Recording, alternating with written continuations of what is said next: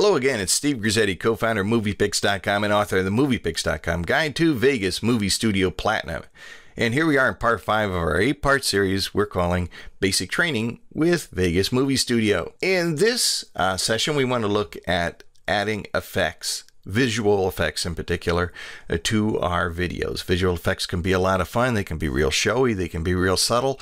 The program has a wonderful library of them. Now, you often hear in Vegas and Vegas Movie Studio effects referred to as plugins.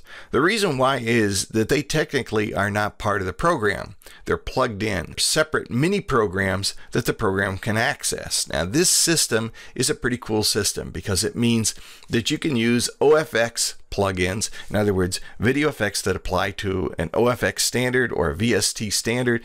These can be then added and used as part of the program. And these are video effects that are created by companies like New Blue, Prodad, Boris, Red Giant, HitFilm.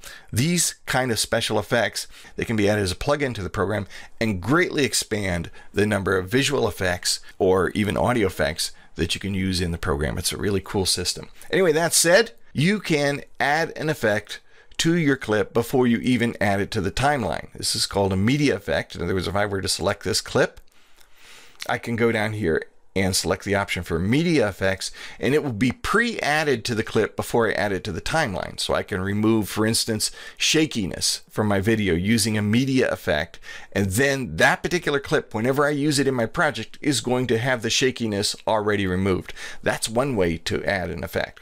The most common way is down here on the timeline, adding it directly to an event on your timeline. You can also add an effect to an entire track by selecting this button here on the track header. This will apply the same video effect or audio effect to every single clip or every single event that is on that particular track. You can also come up here to the master area, and there's an FX right there on the audio master. There's an FX right here on the preview screen. These will apply whatever effect you've applied to your entire movie all at once. So for instance, if I want to make my movie black and white, I can edit the whole thing in color and then add an overall video output FX, and that's going to apply the black and white effect to my entire movie all at once. Pretty cool. The most common way though to add a video effect is right to the event here on your timeline. I showed you can open up the plugin chooser by clicking on the FX button. Some people find it more intuitive to actually go over to this tabbed set here where our project media is and click on video effects. Now these are exactly the same plugins or exactly the same effects that you would find if you were to open the plugin chooser. The only difference is that these include presets and previews of what the effect will look like. So in other words, these are noise effects, and you can see there are a number of presets for them. We could go down here to bump map.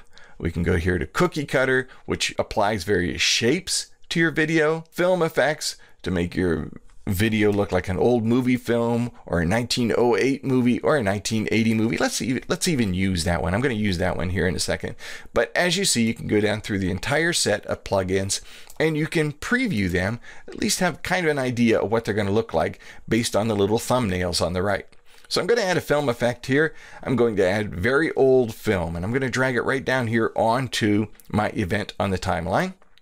And when I do, I get this little pop-up window. I want to just move the playhead behind this pop-up window. There we go. So now we can see in the preview window what's going on. This is what the effect looks like at its present setting. Kind of took my movie of these people on a bridge in Florida, and it makes it look like it was shot on scratchy old black and white film. Kind of cool. Now, whenever you add an effect to your movie, this little screen pops up, and we can adjust settings for it, increase the graininess, increase the tint, give it kind of a sepia tone, or maybe make it look a little more greenish. Now, one thing you're going to notice here is that unlike a lot of programs, there's no apply button, there's no OK button.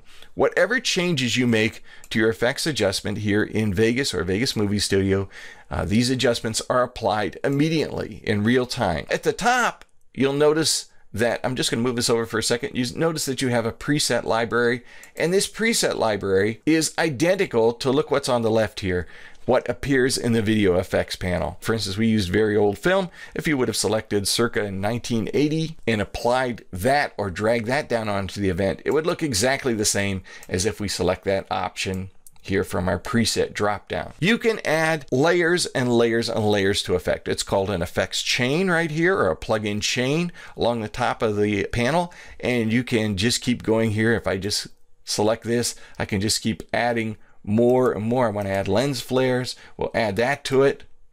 You can just keep adding more and more and more effects and layer them on top of each other to create some really cool video and audio effects. All of them include presets, and all of them include the options for manually changing the settings. Effects are a lot of fun. Look at that, isn't that cool? Effects are a lot of fun. They can take some just basic video and really add a specialness to it, really kind of give it a unique tone. Anyway, I hope you'll join me for part, what are we up to, 6?